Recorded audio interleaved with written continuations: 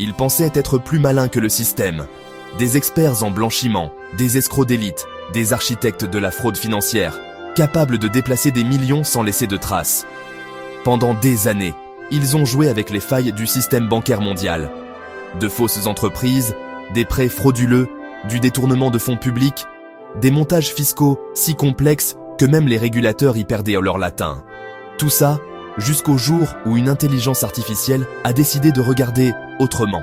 Ce n'était pas un inspecteur, ni un juge, ni un agent du fisc, juste un modèle, froid, silencieux, infatigable, alimenté par des millions de données, des milliers de transactions par seconde, des schémas trop subtils pour l'œil humain.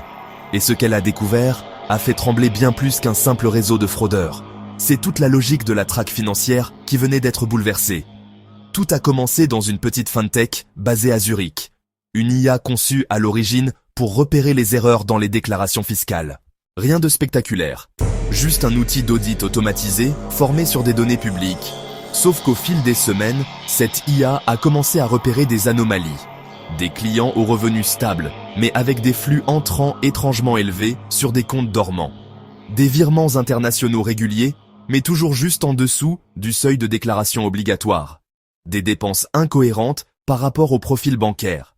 Et surtout, des modèles qui se répétaient, à peine modifiés, comme si quelqu'un cherchait à brouiller les pistes sans réussir à être totalement invisible.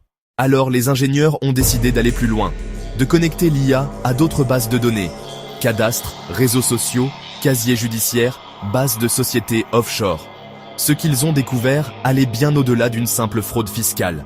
L'IA avait mis au jour un réseau international de sociétés écrans, de prête-noms, de stratagèmes de blanchiment impliquant des entreprises connues, des comptes dans des paradis fiscaux et même des noms politiques.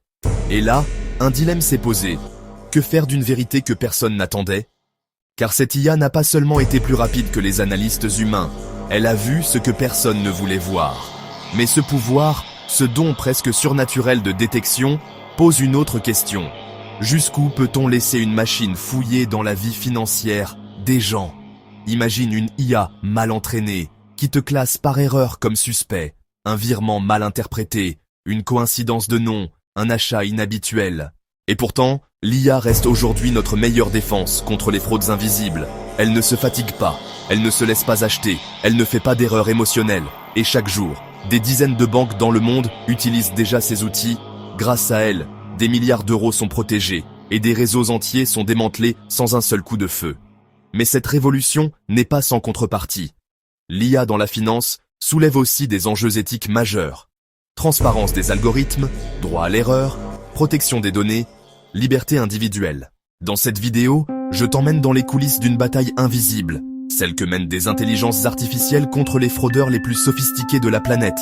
Tu vas découvrir comment elles opèrent, comment elles pensent, comment elles évoluent, mais surtout, tu vas comprendre pourquoi elles vont redéfinir la frontière entre le légal, l'illégal et l'incontrôlable. Ce que tu vas entendre ici, tu ne le verras ni au journal télévisé, ni dans les rapports officiels. Car le vrai pouvoir de l'IA, ce n'est pas de prédire l'avenir. C'est de lire ce que personne n'a jamais su lire jusqu'ici. Et parfois, de déranger ceux qui ont trop à cacher.